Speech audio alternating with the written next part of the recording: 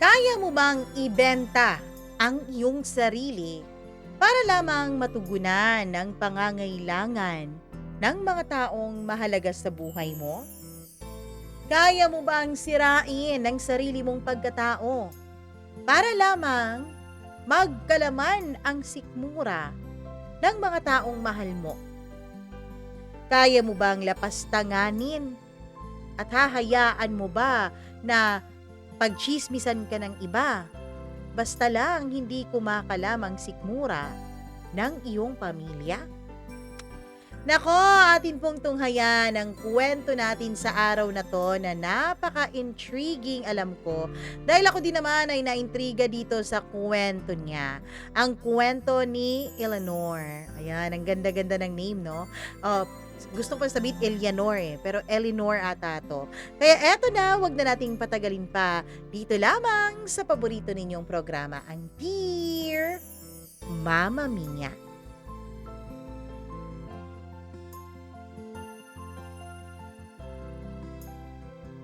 Marami tayong isinasakripisyo para sa mga taong mahalaga sa atin. Minsan, sila na lang ang dahilan kung bakit tayo patuloy na lumalaban. At sa ating paglaban para sa kanila, hindi maiiwasan na ating mabibenta maging ang ating sariling dangal at ang ating puri. Dear Mama Mia, magandang araw po sa inyong lahat, lalo na sa iyo, Mama Mia, at sa mga bumubuo nitong iyong napakagandang programa. Sa totoo lang, hindi ko po alam kung ibabahagi ko ba itong kwento ko. Kung nararapat ba ito na basahin mo sa iyong programa. Pero Mama Mia, kayo po ang kinapitan ko, lalong-lalo pa nung mga panahon na nalulugmok ako. Bago po ang lahat, nais kong mag-disclaimer muna dito sa kwento ko. Lahat ng pangalan at apelyedong babanggitin ko dito ay hindi po ang totoong pangalan at apelyedo ng mga taong involved dito. Pati na po yung sa akin. Hindi po pwedeng gamitin ko ang apelyedo at pangalan ng mga taong involved dahil hindi po maganda sa mga mata at moralidad ng iba itong kwentong ito. Nais ko lamang talaga itong i-share at gusto ko pong mabigyan ng apelyedo at pangalan para magkaroon kayo ng imahinasyon sa inyong mga isipan tungkol sa aking mga pinagdaanan. Tawagin niyo na lamang po akong Eleanor. Sisimulan po natin ang aking kwento nung ako ay 27 years old pa lamang. At nagtatrabaho ako noon sa isang kilalang bangko bilang bank teller. Hindi ko na lang sasabihin ang pangalan ng bangko. Sa paningin po ng karamihan, isa akong ihemplo ng disente at masipag na babae. Naka-heels, naka-blazer, palaging may pulbot-pulang lipstick. Pero sa loob ko, wasak ako. Pagod na at uhaw na sa kalayaan. Araw-araw akong gumigising ng alas 5 para mauna ako sa banyo. Hindi dahil sa maarte ako at matagal akong magbanyo, kundi dahil 12 kaming nakatira sa iisang bahay na merong iisang palikuran. Oo, tama ka ng basa, Mama Mia. 12. 12. Ang nanay kong si Carmela ay isang dating tindera ng kakanin na ngayon ay may rayuman na sa kaniyang mga kasukasuhan. Ang tatay ko namang si Domeng ay isang dating karpentero na ngayon ay halos buong araw lang nakatambay sa harap ng telebisyon. Hawak ang baso ng gin habang sinisigawan ang teleseryeng pinapanood niya. Meron po akong 6 na kapatid. tatlong wala pang trabaho, dalawang nag-aaral at isang may anak na pero iniwan ng lalaking sumira sa kanya. Tapos meron pa akong dalawang pamangkin at isang tiyahin na pansamantalang nakikitira lang daw. Sa aming 12, ako po ang haligi. Ako rin ang pader, ako ang bubong, ako ang sahig na tinatapakan ng lahat. Wala akong sariling kwarto. Sa sala po ako natutulog. May kortina lang na naghihiwalay sa pagitan ko at ng batang iyakin na anak ng kapatid ko. Ang sahod ko, kahit sabihin pa nating disente naman ang trabaho ko, ay lagi pong kulang dahil 12 po kaming kumakain. Pero kahit na ganun, kailangan kong ngumiti. Dahil kapag hindi ako ngumiti, akala nila masama ang loob ko. Pag masama ang loob ko, sasabihin ng mga magulang ko na wala akong utang na loob. Pero paano kung minsan, napapagod din ako? Napapagod din naman ang mga haligi at bubong at sahig, lalo na kung paulit-ulit na tinatapakan.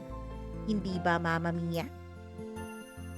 Hanggang sa hindi ko inaasahan ang isang text message na dumating sa akin noong hapon ng Martes habang nasa bangko ako at nagtatrabaho. Nakaupo ako sa teller booth number 3 at paulit-ulit na nag-aabot ng resibo sa mga kliyenteng may kasamang reklamo dito, reklamo doon at reklamo everywhere. Good afternoon, Miss Eleanor. This is Mr. Ventura. May I invite you for dinner meeting this Friday evening?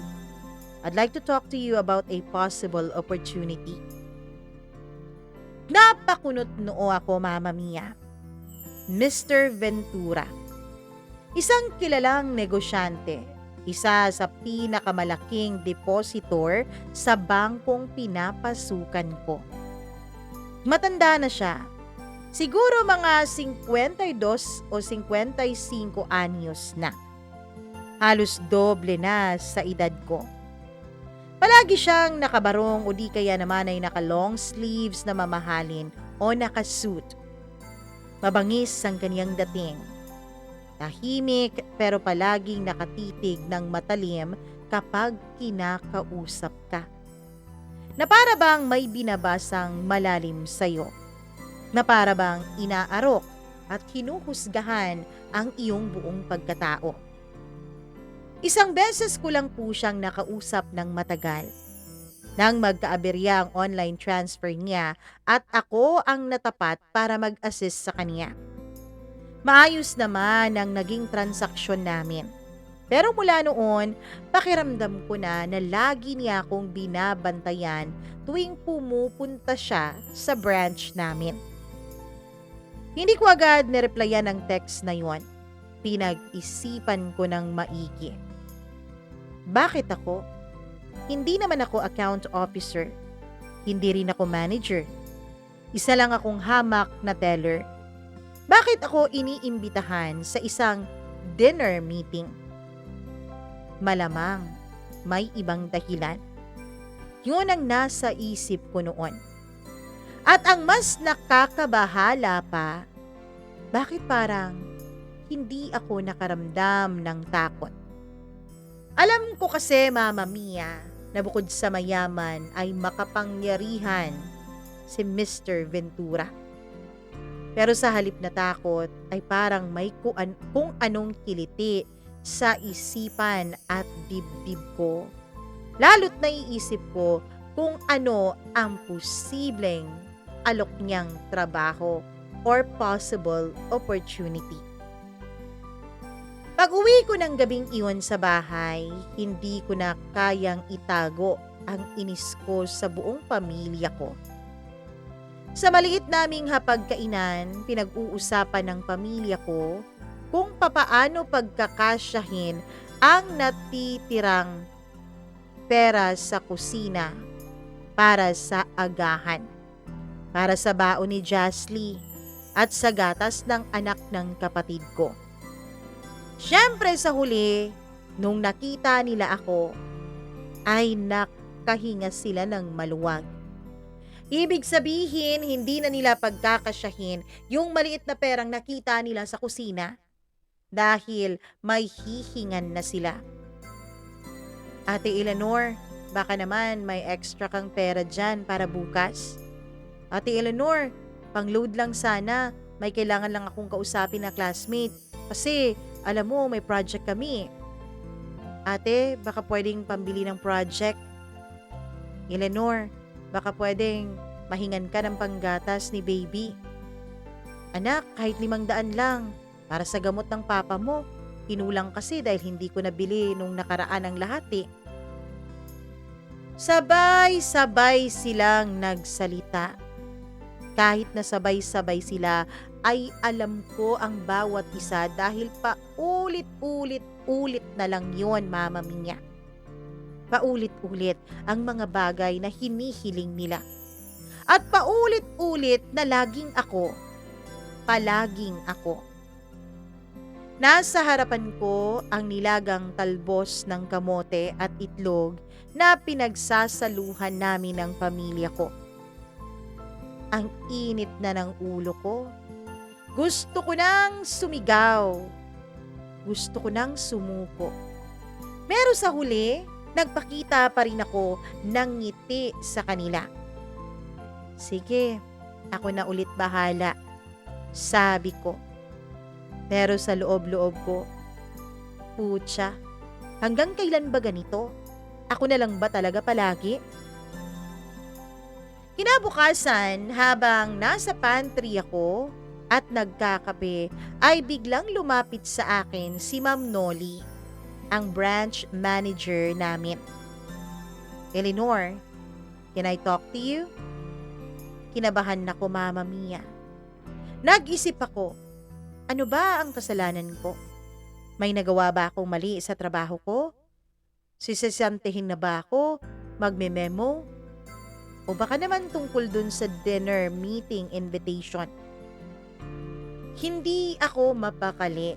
Iniisip ko kung ano ang mali ko sa mga nagdaang araw. Hanggang sa nung nakapasok na ako sa loob ng opisina niya ay nagsalita na si Miss Noli. Mr. Ventura requested to meet you personally. It seems he's interested in offering you a job. Baka pa, ini-endorse ka niya for his company. Tumaas ang kilay ko, Mama Mia. Job po? Tumango siya. Pero syempre, informal pa lang to. Dinner meeting lang daw muna. You're not obligated, pero you're highly requested. At kung gusto mo raw ng better opportunity, you might want to listen. Ano pong sabi? Basta, gusto ka raw niyang kausapin. Yun po ba yung dinner this Friday night? Tumango ulit si Ma'am Noli.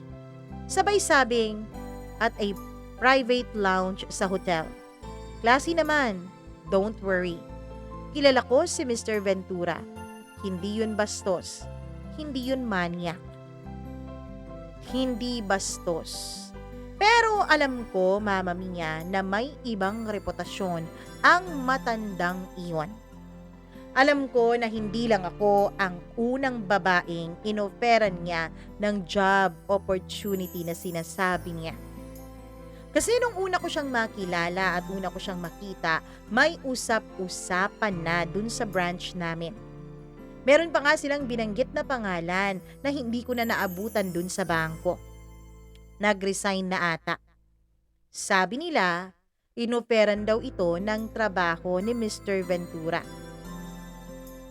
Hindi naman kami lahat nakakatanggap ng job offer. Kaya iniisip ko, may iba talaga sa offer na yon. Gabi na ng Biyernes, nakaharap ako sa salamin ng CR sa bangko habang nagpapalit ako ng damit. Isinuot ko ang natatangi kong itim na dress na may slit sa gilid. Yes, natatangi, Mama Mia.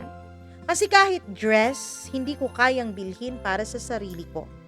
Dahil kapag binili ko yon, may isasakripisyo akong budget para sa pamilya ko. At kapag ginawa ko yon, susumbatan na naman ako. Buti ka pa may bagong damit.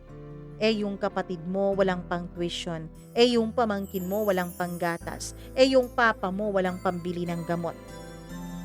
Kaya naman Mama Mia, iisang dress lang talaga ang meron ako at bigay pa talaga yun sa akin ng kaibigan ko bilang birthday and Christmas present at the same time. Magkalapit lang kasi ang Pasko sa araw ng kapanganakan ko. Ang dress na yon, sexing tignan pero hindi naman bastusin. Naglagay din ako ng red lipstick na ilang taon ko nang gamit. Hindi ko alam kung na-expire na ba yun. Nilugay ko ang buhok ko. Huminga ako ng malalim. Eleanor, tandaan mong babae ka pa rin. Hindi ka lang machine na pinagkukuhanan ng pera. Mama Mia, sumakay ako ng taxi. Pagpasok ko sa hotel lounge ay agad akong sinalubong ng mahinhing classical music at mahinang ilaw na parabang eksena sa isang pelikula. Ang sahig ay makintab na marmol at ang bawat detalye ng paligid ay nagpapahiwatig ng kayamanan na tila ba pinapamukha at sinasabi sa akin na hindi kakabilang sa mundong ito. Pero nagpatuloy ako. Matigas ang mga hakbang, pero mataas ang noo. Babae ako at walang masamang makinig sa job opportunity na yun. Pagdating ko sa reserved table sa sulok ng lounge ay naroon si Mr. Ventura. Naka-dark blue suit, walang korbada ang ngiti, pero maliwanag ang intensyon sa kanyang mga mata. Eleanor, bati niya sabay tayo at halik sa likod ng kamay ko. You look absolutely stunning. Good evening, sir. Bati ko sa kanya. Please, drop the formality. Call me Luis. Umupo kami. May kasunod agad na waiter na lumapit sa amin. 2 baso ng red wine at isang menu na wala ni isa mang presyo ang nandoon. May mga pagkain doon na hindi ko mabigkas ng tama. At halata sa titig niya na hinahayaan niya akong malunod sa dami ng pagpipilian. Order anything you want, Eleanor. Dinner is on me. Umorder ako ng salmon at salad. Hindi ko rin naman kayang isubo kung anuman yung mga hindi ko maintindihan ng pangalan. Habang kumakain kami ay nagsimula na siyang magbukas ng paksa. Alam mo bang matagal na kitang pinagmamasdan? Basag niya sa katahimikan. Napatigil ako. Hindi ko alam kung dapat ba akong matuwa sa sinabi niya o dapat ba akong kabahan. Ibig ko lang sabihin, sumipsip siya ng wine. You have a strong presence, Eleanor. Sa branch, habang lahat ng tao ay abala, ikaw yung tila kalmado. Pulido ang kilos. May dignity. Nakangiti ako pero alerto na noong mga panahon na yun ang diwa ko. I admire that. Dagdag niya. And I believe you deserve more than what the bank is giving you. Like what po, sir? Tanong ko. Tumawa siya. Mababa at magaan ang boses niya, hindi tulad kapag nasa bangko siya na napaka-maotoridad. Like a job. Sa isa sa mga kumpanyang hinahandle ko. Triple ang sahod. Walang weekends, may driver, kondo, at incentives pa. Para akong binatukan ng malakas sa alok niyang yon. Triple ang sweldo, kondo, driver. Hindi yun basta-bastang offer, Mama Mia. Kundi tukso yun.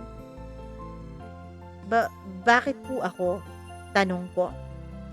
Because I can tell that you're a survivor and you're sexy. Neretsahan niyang sabi at diretso ang tingin niya sa mga mata ko. Hindi naman bastos pero hayagan. Walang paligoy-ligoy. Napainom tuloy ako ng wine kahit hindi ako mahilig doon. Hindi dahil sa saya, kundi dahil ang buong katawan ko ay nagsisisigaw sa dami ng emosyon na sabay-sabay kong naramdaman. Sa loob ng 5 minuto ay may mga eksena sa utak ko. Nakakakain kami ng pamilya ko ng 3 beses sa isang araw ng mga masasarap na pagkain. Hindi na ako gigising ng alas 5 ng umaga para lang magluto at magplantsa para sa sarili ko. May sarili na akong kwarto at kondo. May konting buhay ako para sa sarili ko. Pero kasunod ng mga imaheng yon ay may tanong na dumidiin sa utak ko. Anong kapalit ng lahat ng ito? Luis, tawag ko na medyo pabulong na. Totoo bang trabaho lang ito? Wala nang iba? Tumahimik siya saglit, tapos tumango. Trabaho, oo. Pero kung magkakagustuhan tayo along the way, hindi ko rin naman tatanggihan yon. Napakagat ako sa labi. Tama nga ang hinala ko. Hindi naman ako ganun kagaling. Hindi naman ako genius para operan niya ng ganon. May halo itong personal na hangarin. Pero hindi siya garapal. Hindi rin naman siya nagmamadali. Sinabi niya lang ang posibilidad at iniwanan niya sa akin ang magiging desisyon. Pagkatapos ng dinner ay inihatid niya ako sa labas ng hotel. Hindi siya nagpilit, hindi siya humawak. Pero bago ako sumakay ng taxi ay bumulong siya sa akin. You are not just beautiful, Eleanor. You're magnetic and I want to see you again. Pag-uwi ko ay tahimik na ang buong bahay. Tulog na silang lahat. Ako na lang ang gising. Umupo ako sa tapat ng electric fan. Nagsali ng malamig na tubig sa baso at pinagmasdan ang sarili ko sa refleksyon ng bintana. Handa na ba talaga akong ibenta ang sarili kong dignidad makalaya lamang sa napakarami kong responsibilidad? O may paraan ba para tumanggap ng alok at manatiling buo pa rin ako bilang tao? Hindi ko alam, pero isa lang ang malinaw. Magsisimula na akong maglaro at kailangan ko ng tibay at lakas ng loob para makatagal ako sa larong ito. Kinabukasan, habang nasa bangko ako, hindi mawala-wala sa isip ko ang gabing yon. Lahat ng transaksyon sa harap ko ay parang replay na lang naman. Pero ang utak ko wala roon sa trabaho ko. Nasa ala-ala ni Luis Ventura at sa mga salitang naiwan niya sa tenga ko. Triple ang sahod, pondo, driver, plus incentives. Pero ang pinakamalakas sa lahat ay ang sinabi niyang, I want to see you again. Bago matapos ang shift ko, may dumating na delivery guy. Nagtaka ako kasi wala naman akong inaasahang package. Lumapit siya sa teller window ko. Miss Eleanor Alcantara? Opo, ako po. Delivery for you. Pakipirmahan na lang po dito, ma'am. Pagbukas ko ng maliit na kahon, bumungad sa akin ang isang bagong cellphone. Bagong modelo. Mamahalin yung pinagkakandarapaan ng mga tao. Yes, iPhone, Mama Mia. May kasamang note, for easier communication, just in case you say yes, Luis. Hindi ko alam kung matatawa ba ako o matatakot. May cellphone naman ako.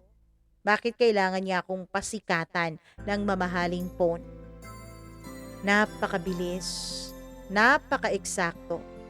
Parang may plano na siya para sa bawat hakbang ko. Pero hindi ako agad nag-reply doon. Hindi ako ganun kadaling bumigay. Umuwi ako na mabigat ang dibdib ko. Parang may dalawang boses na nag-aaway sa loob ng utak ko.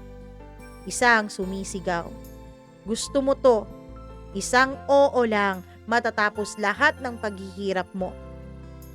May isa ring bumubulong, "Kalayaan nga ba ang makakamit mo sa kanya? O panibagong kulungan? Ano ba ang presyo ng iyong kalayaan, Eleanor?" Pagdating ko sa bahay ay naroon si Mama. Pinipiga ang huling peraso ng Joy sa sponge. Si Papa naman nasa silong. Naglalasing ulit kasama ang mga kumpare niya. Yung mga kapatid ko ay nasa kanya-kanyang mga cellphone.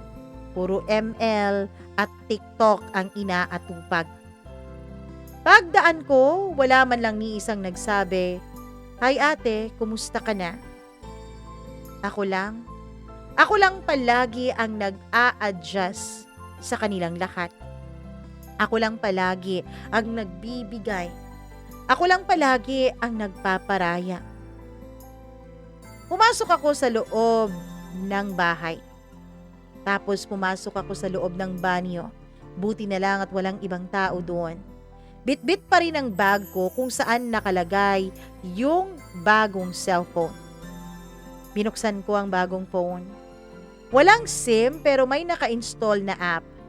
Secured messaging. May isang unread message doon. From Luis Ventura.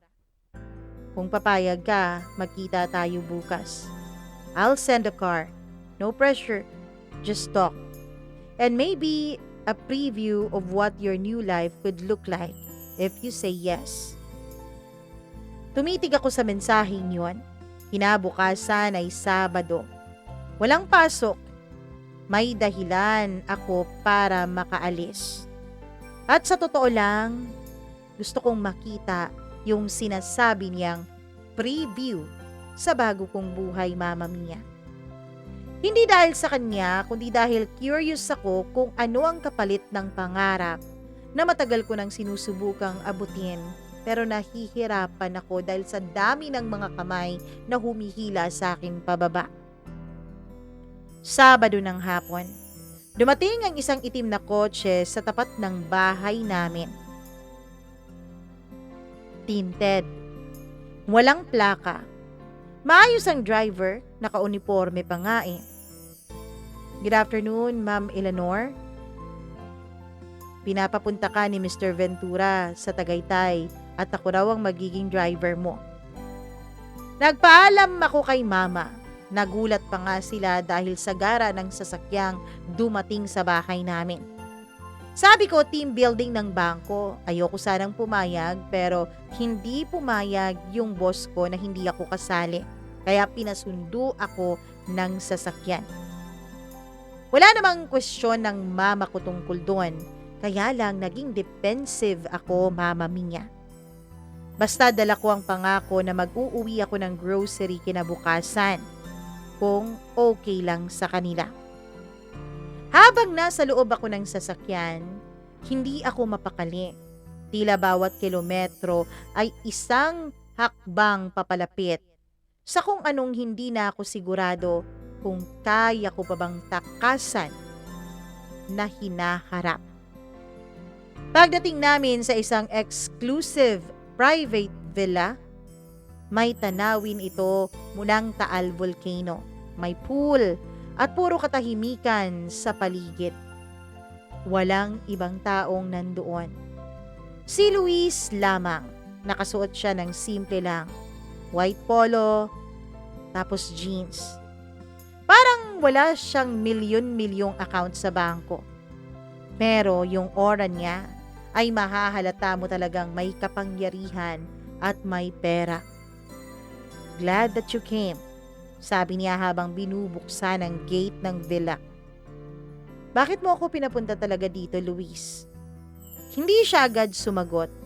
Inihatid niya ako sa isang maliit na patio kung saan may nakahandang pagkain. Sosyal ang pagkain. Yung hindi nakakain ng mga mahihirap na katulad ko. Steak, pasta, wine at prutas. Umupo kami, tahimik, tapos nagsalita siya na parang pabulong na. Because gusto kong ipakita sa iyo ang mundo kung saan hindi mo kailangang mamatay sa pagtatrabaho para lang makakain ng pamilya mo. Mama Mia, I know that he did his research. Alam kong pinaimbestigahan na niya ako. Alam kong alam na niya ang tungkol sa family background ko. Ang tungkol sa pagiging dakilang breadwinner ko. Timanapunan ko siya ng tingin. Pero ang kapalit, tanong ko. Doon siya tumitig at diretsyo. You want honesty? Tumango ako. Ang kapalit, Eleanor, ay ako. Gusto kita. Gusto ko ang katawan mo at gusto ko makita kung papaano mo ako kayang iligtas sa sarili kong kasinungalingan. Napakunot noo ako. Hindi ako bayarang babae, Luis. At hindi rin naman kita binibili. Pero ang mga alok ko, hindi ko rin binibigay ng basta-basta ng walang kapalit. Prangkahan kung prangkahan, Mama Mia. Tahimik kaming muli, tapos lumapit siya. Dahan-dahan. Hindi ko naman naramdaman na marahas siya at hindi ko naramdaman na binabastos niya ako. Hinawakan niya ang buhok ko. Tapos bigla siyang nagsalita. Pwede ba kitang halikan? Tanong niya. At doon ako natigilan. Sa unang pagkakataon, Mama Mia, may isang taong hindi ako pinipilit. Hindi ako pinipilit magbigay ng pera, hindi ako pinipilit magsustento. Bagkus ay tinatanong ako kung ayos lang sa akin. Nagpapaalam. Hindi ko na maalala kung sino ang unang gumalaw, pero sa loob ng ilang segundo, naramdaman ko na lang ang labi niya sa mga labi ko. Mainit, banayad, halatang nagpipigil. Hindi ito tulad ng halik ng mga lalaki na nakilala ko lamang sa lansangan. Yung mga naging karelasyon ko na halos kapareho ko lang din ang estado sa buhay. Ito ay halik ng isang lalaking alam mong sanay na sanay mang-akit. Pero isa ring lalaking marunong na hintayin ang sagot at marunong napakabahan ka. Tumigil siya. Gusto mo bang ituloy ito? Nakapikit ako, Mama Mia, at huminga ako ng malalim. Gusto kong makita kung hanggang saan ko kayang panindigan ang magiging desisyon ko. Sabi ko sa kanya. At pagkatapos noon ay tinawid na niya muli ang pagitan ng aming mga labi. At sa gabing iyon, sa villa na yun, sa harap ng tanawin ng Taal Volcano na tila ba nakamasid sa amin, ay sinimulan ko ang isang transaksyong hindi ko alam kung saan hahantong. Isang transaksyon na hindi ko alam kung ako ba ay malulugi o ako ba ay magtatagumpay.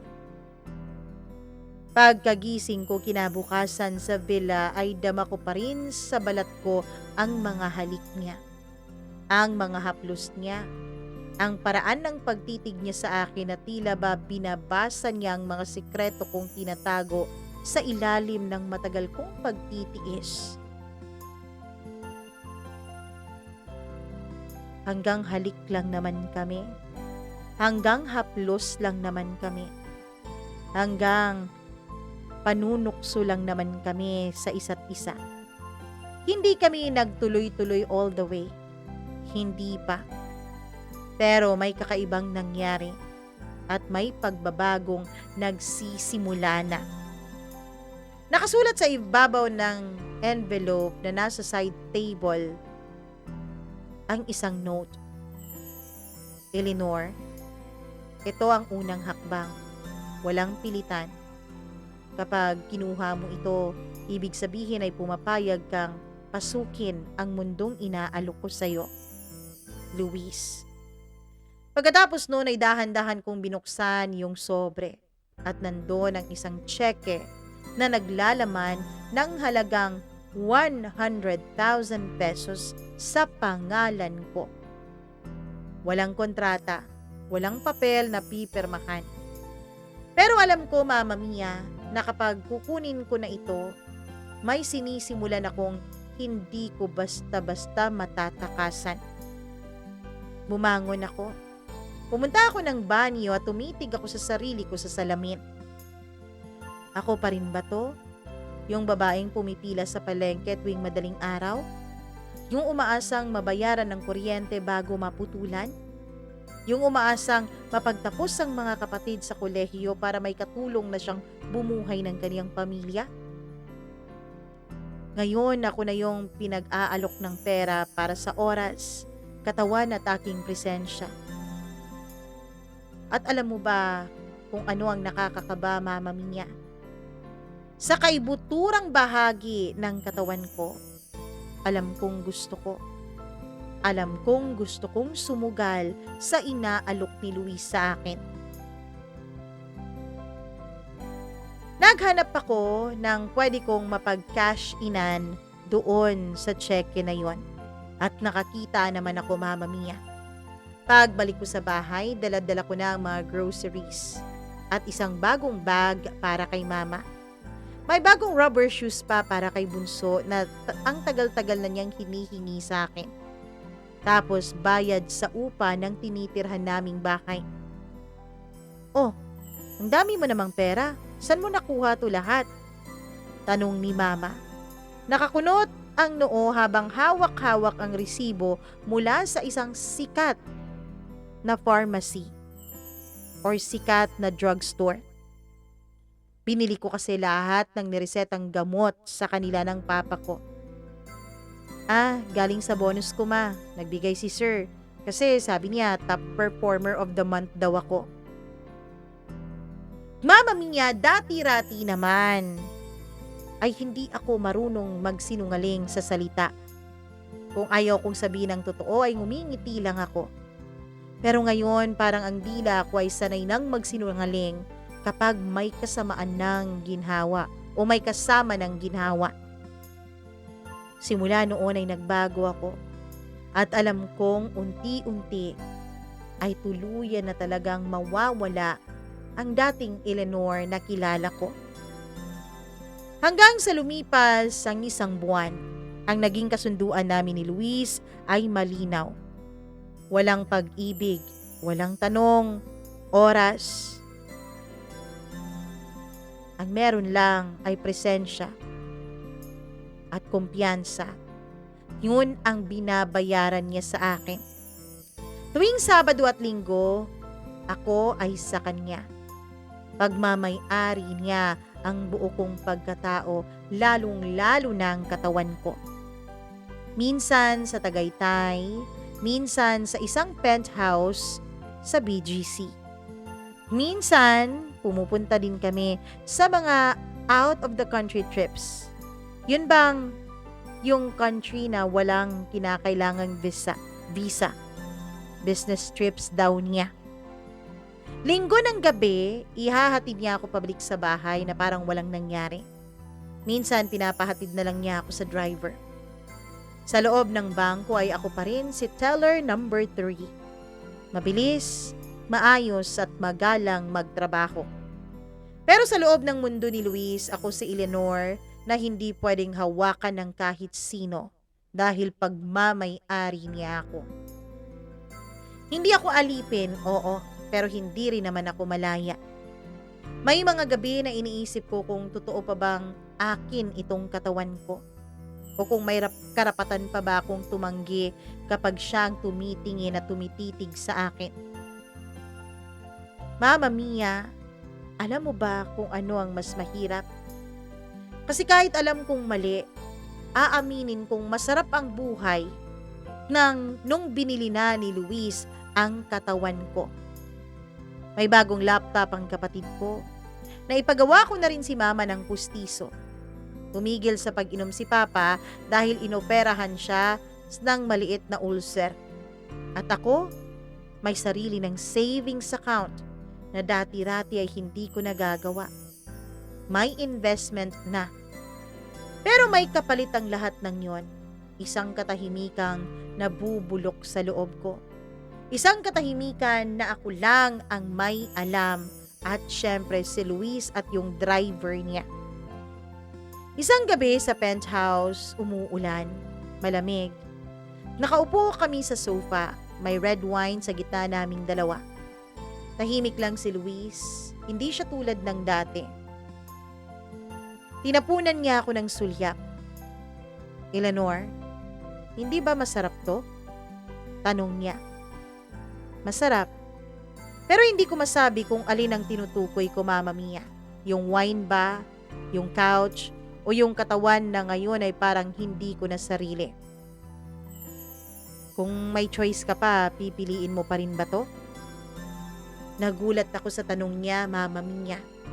Hindi ako agad makasagot. Sa likod ng tanong yon ay parang may bitbit na hininga ng awa. Oo, sagot ko hindi dahil gusto ko, kundi alam ko na wala na akong ibang daan pabalik. Ngumiti siya pero malamlam. Then, let me raise the stakes.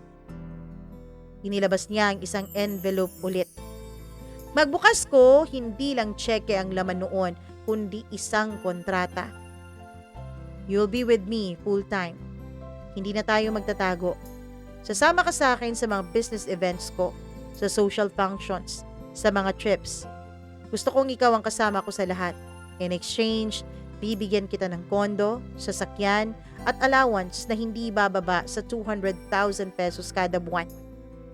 Unlimited access sa lifestyle mo. Pero wala kang ibang pwedeng makasamang lalaki kundi ako lang. At hindi ka pwedeng bumalik sa dati mong trabaho. Tumigil ang mundo ko, Mama Mia. Wala na akong trabaho. Wala na rin akong pagkakakilanlan, kundi kung sino ako kapag siya ang kasama ko. Naisip ko, Mama Mia. Naisip kong, eto ba ang kinahinatnan nung isang dating nagtatrabaho din sa bangkong iyon na inoferan niya at bigla na lang nawala? Tinatanong ko ang sarili ko kung pipirma ba ako o tatakas ako sa mundong ito na unti-unti na akong nilulunod. Kapag pumirma ako, hindi ko na pwedeng bawiin ang sarili ko. Nakatingin lang ako sa kontratang nasa harapan ko. Tila ba bawat linya ay kumikirot sa kaluluwa ko. Nasa akin na ang ballpen. Sa isang pirma lang, tuluyan ng magiging kanya ang buong pagkatao ko. Pero anong meron sa kanya? Oo, may pera, totoo. May seguridad, may luho. Pero may pag-ibig ba? Eleanor, mababa ang tono ni Luis nung tinawag niya ulit ang pangalan ko. Wala roon ang tipikal niyang kumpiyansa. Parang mas natakot pa siya sa akin kesa sa ako sa kanya. Hindi kita pipilitin. Pero kung pipirma ka, aalagaan kita. Hindi lang katawan mo ang babayaran ko, kundi ang katahimikan ng isip mo at ang ginhawa ng buong pamilya mo. Tumitig ako sa kanya. Walang bahid ng biro sa kaniyang mga mata. At sa kabila ng lahat, isang bahagi sa akin ang nagtaksil. Isang bahaging gustong maramdaman ang inaalok niyang karangyaan. Lumagda ako. Simple lang. Pangalan ko. Isang perma na parang pangako ng pagtatalik ng katawan at pagtitiis ng kaluluwa. Pagkatapos noon ay umalis siya saglit. Pagbalik niya ay bit-bit na niya ang isang susi ng kondong pinangako niya sa akin. Isang black card na wala raw spending limit. At hindi ko alam kung paano gagamitin. At ang itinerary ng unang business trip naming dalawa, papuntang Hong Kong. Sa elevator pa lang, binulong na niya sa tenga ko. Simula ngayon, hindi ka na pwedeng mawala sa akin. Hindi ko alam kung dapat ba akong kiligin o matakot sa kanyang sinabi. Sa unang linggo ko sa bagong buhay ko ay para akong nananaginip, Mama Mia. Pagkagising ko ay may view ako sa city skyline. May pagkain na masasarap sa mesa. May driver na nag-aantay. May wardrobe na mas magarbo pa kaysa sa mga nakikita kong mga baguhang artista sa TV. Pero ang kapalit, ako at ang buo kong pagkatao. Walang labis, walang kulang. Habang lumilipas ang araw at mga linggo ay hindi ko nakilala kung sino ako, lalong-lalo na tuwing tinititigan ko ang sarili ko sa salamin. Dati akong babaeng nabibilang o nagbibilang ng barya para lang makabili ng ulam. Ngayon, isang halik lang sa pisngi ni Luis, may bago na akong designer bag kung gugustuhin ko. Pero kapalit ng lahat ng yon ay may mga gabi akong hindi makatulog. Minsan gigising ako nanginginig. Minsan tatahimik lang ako habang yakap niya ako sa kama. At minsan tumitingala ako sa langit at tatanungin ang sarili ko, worth it ba talaga ang lahat ng ito? Isang gabi habang nasa isang hotel kami sa Singapore ay lumapit siya sa akin matapos ang isang event. Hindi mo na ako tinitingnan gaya ng dati. Bulong niya habang hinihimas ang buhok ko. Anong gusto mong makita ko? Tanong ko. Yung Eleanor na hindi lang katawan ang binibigay kundi puso. Tumawa ako. Mahina at mapait. Hindi kasama sa kontrata yan, Luis. At doon ko siya unang nakita na tila ba nasaktan. Si Luis, ang lalaking sanay sa kontrol, ay natalo sa isang damdaming hindi niya kayang bilhin. Lumipas pa ang mga buwan at oo, naging komportable ang lahat. Nakapagtapos ang dalawa kong kapatid sa college. Si Mama naman ay nagkaroon ng sariling sari-sari store. Si Papa naman ay may pang-maintenance check-up na halos buwan-buwan. Pero ako, may oras na sa gitna ng ginto at luho ay bigla na lang akong tatayo sa bintana, tumititig sa labas at tatanungin ang sarili ko, eto ba talaga ang pinangarap kong buhay? Hindi ko alam kung hanggang kailan ko kayang manatili sa ganitong setup. Wala akong karapatang magselos, wala akong karapatang humiling ng respeto bilang asawa o kasintahan dahil hindi naman ako ganon. Wala akong karapatang magsabing pagod na ako. Pero may isang bagay akong natutunan sa lahat ng ito. Kapag binenta mo ang sarili mo para sa kapakanan ng iba, unti-unti mong pinapatay ang mga bahagi mong hindi kayang bayaran ng kahit na anong halaga. Wala pa ring yaman ang pwedeng magturo kung paano kalimutan ang sarili. Sa bawat araw na lumilipas ay para akong nahuhulog sa napakalalim na balon. Hindi balong madilim kundi puno ng liwanag pero hindi sa akin galing ang liwanag na yon, kundi kay Luis. Sa lalaking binili ako sa presyong hindi ko masabing patas. Kung babalikan ko, ang perma ko sa kontrata ang naging paunang hakbang ko sa isang mundo ng luho at mundo rin ng kasinungalingan at kasalanan. Ginagalang ako ng mga taong nakapaligid sa kanya kapag nakaharap si Luis. Sa mga event, ako ang kasama niya. Naka-gown, naka-jewelry, naka-smile. Minsan, tinatawag pa nila akong Mrs. Ventura. At tumatawa lang ako kahit ang totoo ay hindi ko siya asawa. Ako ang tagong alaga. Ang tagpong yun na palaging ang ending ay sa kama, sa hotel, o sa kahit na saan pa niya ako gustong angkinin. Alam ng mga nakapaligid sa kanya na may asawa siya. Pero dahil makapangyarihan siya, walang nagsasalita. At dahil din, Mama Mia, sa pareho din niya ang mga lalaking kasama niya sa negosyo. Ibig sabihin, pareho din ang mga babaeng nakakaharap ko. At sa bawat gabi ng kaligayahang ginagabayan ng alak at halik ay tinakpan ko ang katotohanang ako ay binili lamang at hindi pinapahalagahan o minamahal. Isang umaga, mainit ang araw. Kasama ko ang driver ni Luis na si Mang Kaloy para dalhin ang monthly na padala sa amin sa probinsya. Oo, pinapunta ko ng probinsya ang pamilya ko, Mama Mia, dahil pinagchichismisan na kami dun sa inuupahan naming bahay. At para makaiwas ang pamilya ko, ay pinauwi ko sila ng probinsya at bumili ako ng bahay doon. Ma'am Eleanor, may tanong lang po ako ha. Huwag niyo po sanang mamasamain. Napatingin ako. May kaba sa tono niya. Nasanay lang po ako. Dati po kay Sir Luis, may isa pa pong babae. Dati rin po siyang ganito. Pero bigla pong nawala ang babaeng yun. Hanggang ngayon, hindi ko na alam kung nasaan yun. Napakurap ako, Mama Mia. Yun ba yung babae na dati rin nagtrabaho sa bangko? At anong ibig sabihin ni Mang Kaloy na nawala ito? Baka po, magiging katulad niya kayo. Tumigil ang sasakyan, pinagpawisan ako, hindi dahil sa init kundi dahil sa pangamba. Bakit ako kinakabahan? Sabado ng gabi, nasa kondo si Luis. Wala sa dating ritual naming hapunan, tahimik siya, umiinom ng alak at tumititig sa akin. Eleanor, kung sasabihin ko bang may nauna sa'yo, mananatili ka pa rin ba? Hindi ako sumagot. Tiningnan ko lang siya. At kung sasabihin ko rin na lahat ng binigay ko sa'yo ay para lang kalimutan siya, papayag ka pa rin ba?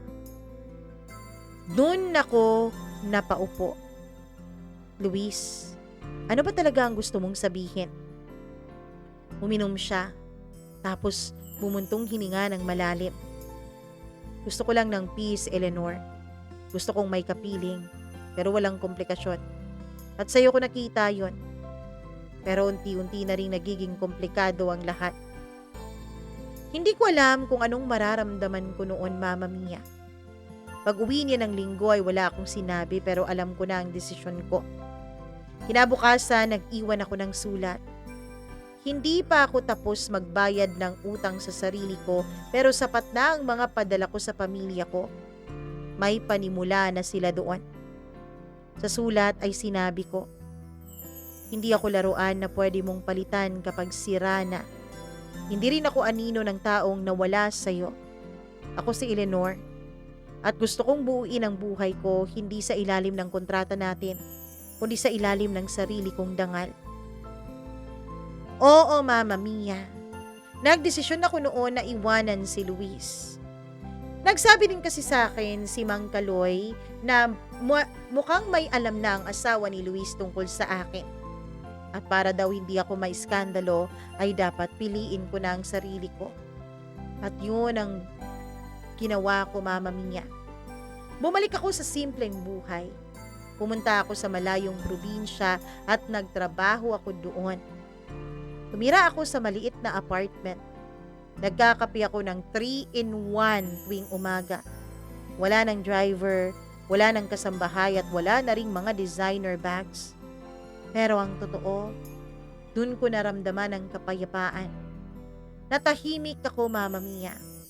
Oo, syempre minsan ay malungkot, pero nararamdaman ko na buo ako. Isang araw ay tumawag sa akin si Mama. Sabi niya, nasan daw ako at pupuntahan niya ako. Sinabi ko na kapag may nagtanong kung nasaan ako ay wag na wag nilang ipaalam.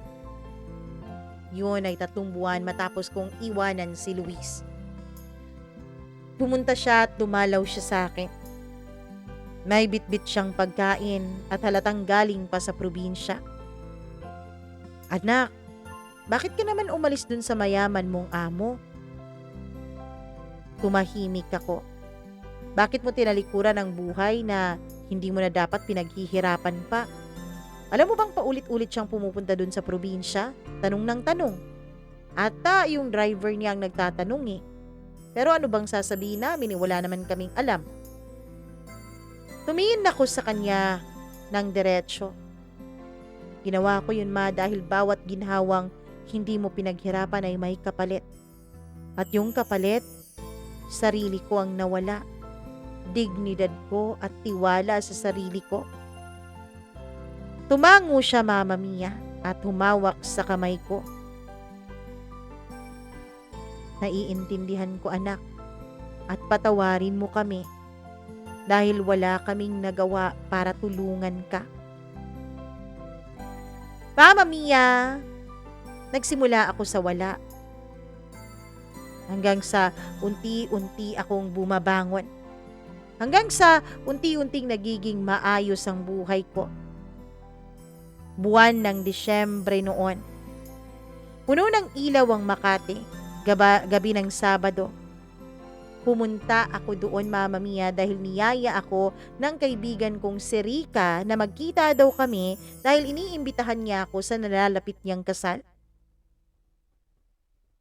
Habang nasa coffee shop kami at nagde-discuss ng mga gusto niya, ay may biglang tumawag sa pangalan ko. Eleanor?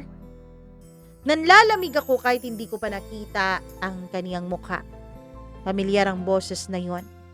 At nung hinarap ko nga ay walang iba kundi si Luis. Nakatitig siya sa akin na para bang isa akong multo. Pero ngayong gabi, hindi na ako multo ng nakaraan niya. Ako na ang multo na nagdesisyon na iwan siya. Kumusta ka na? Tanong niya. Walang galit sa kaniyang mga mata. Bagkus ay may pag-alinlangan akong nakita doon. Eto, buhay pa, maayos at malaya. Diretsahan kong sagot. May ngiti pero pinakita ako sa kanya na may bangis na ako. Hindi siya nakapagsalita. Tumango lang at inaya akong maupo. Nagpaalam muna ako kay Rika at pumayag naman ito kaya pumunta ako sa table ni Luis.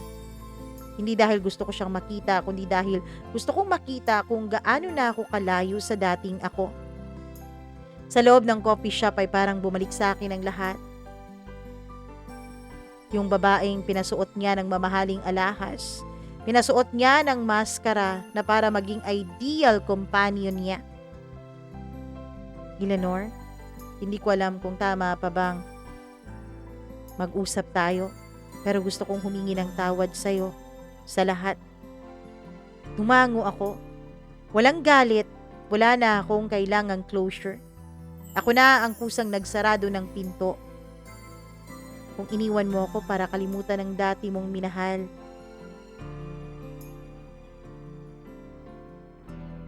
ang dati mong minahal na sarili mo ay ayos lang yun sa akin, Eleanor. Patawad kung ako ang naging dahilan para mawala ka sa sarili mo. Tumango ako. At doon alam naming pareho na tapos na talaga kaming dalawa. Sa biyahe pa uwi ay nakatingin ako sa labas ng bintana.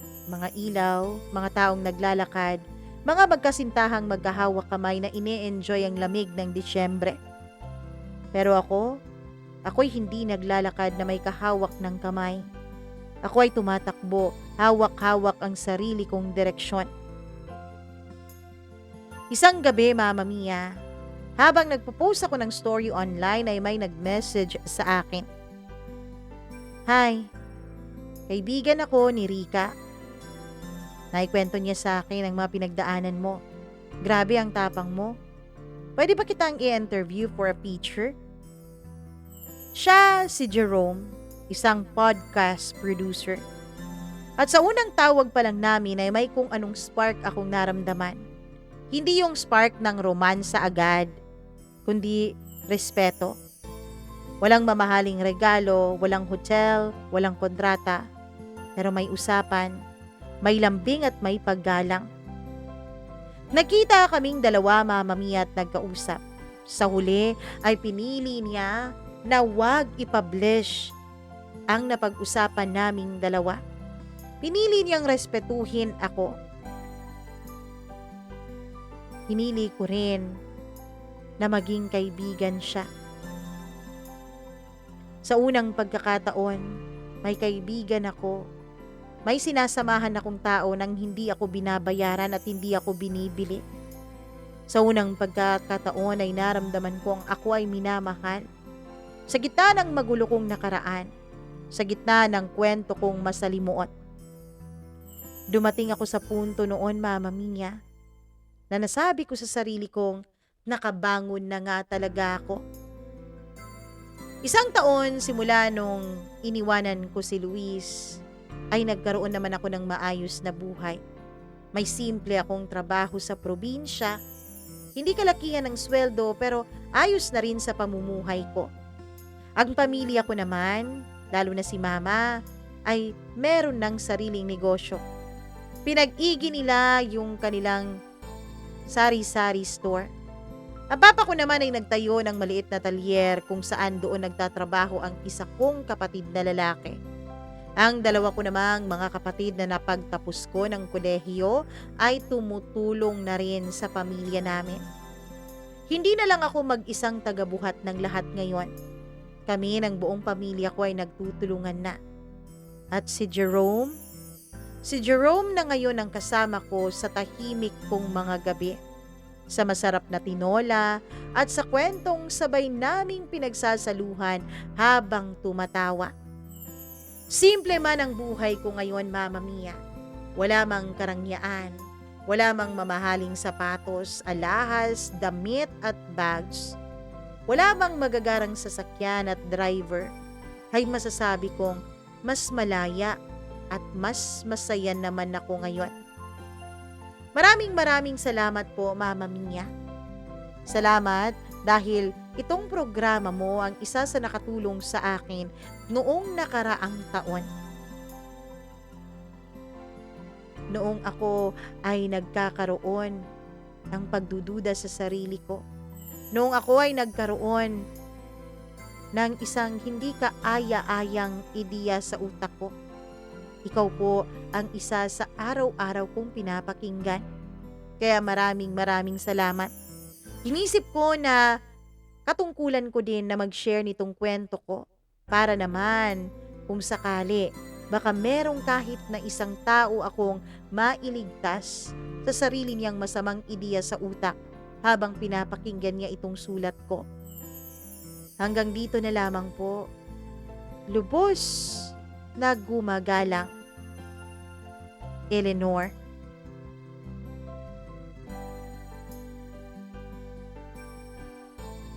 Grabe ang kwento sa buhay ni Eleanor. Kung may aral man akong napulot sa kwentong ito ay ang kababaihan ay may karapatang bumangon mula sa pagkakalugmok at hanapin ang halaga na hindi nasusukat ng salapi kundi ng sariling dignidad. At isa din sa natutunan ko ay huwag mong hayaan na paulit-ulit kang tapakan ng mga tao sa paligid mo kahit pa mga mahal mo ito sa buhay, kahit pa pamilya mo.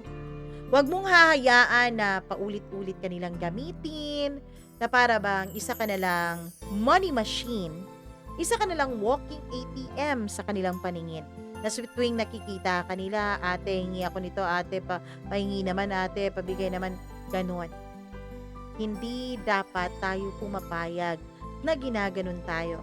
Walang masama na tumulong sa pamilya. Ang totoo, sa tingin ko, isa yun sa pinakadakilang bagay na magagawa natin sa ating buhay. At naniniwala din ako na kapag ang isang tao ay mabait sa kanyang mga magulang at pamilya, ay pinagpapala siya lalo ng Diyos. Naniniwala ako doon. Pero, lagi nating tatandaan na tayo din naman ay likha ng Diyos. Hindi rin niya gugustuhin na hinahayaan natin ang ating sarili na inaabuso ng ibang tao. Walang masamang magpahinga. Walang masamang magreklamo paminsan-minsan, lalo na kung ikaw ay inaabuso ng paulit-ulit. Sa lahat ng mga breadwinners dyan, saludo po kami sa inyo. Saludo kami sa mga sakripisyong ginagawa ninyo para sa inyong pamilya. Pero sana, sa pagsasakripisyo ninyo para sa kanila, wag nyo ring kakalimutan na mahalin at pahalagahan ang inyong sarili. Wag nyo ring kakalimutan na bilhin ang mga gusto ninyo, na unahin ang sarili ninyo. Putting yourself first is never selfish, in my opinion. Alam nyo kung bakit? Kasi paano ka makakatulong sa iba? Paano mo sila mabibigyan ng maginhawang buhay kung wala ka na, kung may sakit ka na, kung hindi ka na masaya? Hindi ba mas masarap na bumangon sa umaga, magsumikap sa trabaho ng masaya? Kaya sana mga breadwinners dyan, wag na wag niyong kakalimutan na unahin din paminsan-minsan ang inyong mga sarili. Maraming salamat, Eleanor, sa naging napakagandang kwento ng iyong buhay. Kahit na medyo naligaw ka ng landas, grabe naman talaga yung 100,000 tapos may pa-condo pa, may pa-driver pa, may mga luho pa, 'di ba? May black card pa, ganun. Kaya hindi rin kita masisisi, Maraming thank you sa pagtitiwala mo nitong ating program at shinare mo ang iyong kwento. Sa lahat ng nanonood at nakikinig ngayon, ay nako, hinihikayat ko kayong please like and share this video. At sorry po, syempre huwag niyo rin kalimutan, please, na i-subscribe itong ating channel. Kung hindi pa po kayo nakapag-click ng subscribe button dyan, subscribe nyo na rin po. At syempre, click nyo na rin yung notification bell para lagi po kayong na-update sa tuwing meron tayong bagong video na ina-upload. Meron po tayong goal na 100,000 subscribers by the end of this year. Di ko alam kung kakayanin, pero sana tulungan nyo ako. At syempre, sa mga hindi pa natin members, ayan, may join button dyan sa may join button dyan sa baba. Tapos i-click nyo lang yan. Tapos pumili kayo kung anong klaseng membership ba ang nais ninyo. Okay? At speaking of members, alam nyo naman na lagi silang inuuna at lagi natin silang binabati, syempre. Hi ako kay Maria Elena Abe na bago nating member, kay Freaky, kay Mila Raduban, kay Easy Gale, kay Gimaras Girl, Angeline Puaso, at kay Maureen Tugab. Maraming salamat po sa inyong lahat. At syempre, bago tayo dumako sa iba pa nating ay dito muna tayo. Ay, nakita nyo ba yon? Sana hindi. Ay, naku, wag yan. Hindi na lang, dito na lang tayo. Anyways, dito tayo sa ating YouTube studio. Ayan, tayo ay babati sa iilan nating mga tagapakinig na nagko-comment. Hi ako kay Mommy_La. Mami La, hello. Hi din kay Pechi Tadlan, maraming salamat. Kay Mary Grace Gumban, thank you very much sa'yo. Kay Rosita Benavides, maraming salamat. Lira Labilia. Kay Jean Igyawan, hindi ko alam kung tama ha. Kay Marlene Malacura, maraming salamat. Daisy Pakdag, thank you very much. At sa lahat ng ating mga tagapakinig dito sa ating program. Sandali, meron pa pala akong nakalimutan dito. Kay Beth Aranwez. Ayun. Hi kay Beth Aranwez, maraming thank you sa'yo. Hello rin dito sa, naghahanap ng part 2. Naka-Chinese character. Ay din kay Liana. Maraming salamat, Liana. At sa lahat ng ating mga tagapakinig, thank you very much sa inyong pagsuporta nitong ating channel. Ako po ang nag-iisa ninyong Mama Mia na humihikayat sa inyo na kung may sarili po kayong kwento, huwag niyong kakalimutan na magsulat at i-email yan sa atin. mamamiacdo0317@gmail.com. Mag-ingat po kayo palagi. Stay safe and healthy. I love you all so much. Salamat sa mga hindi nagsiskip ng ads. Mwah! Sa mga nag-subscribe. Mwah, mwah. Thank you so much. Bye-bye! Ingat po kayo!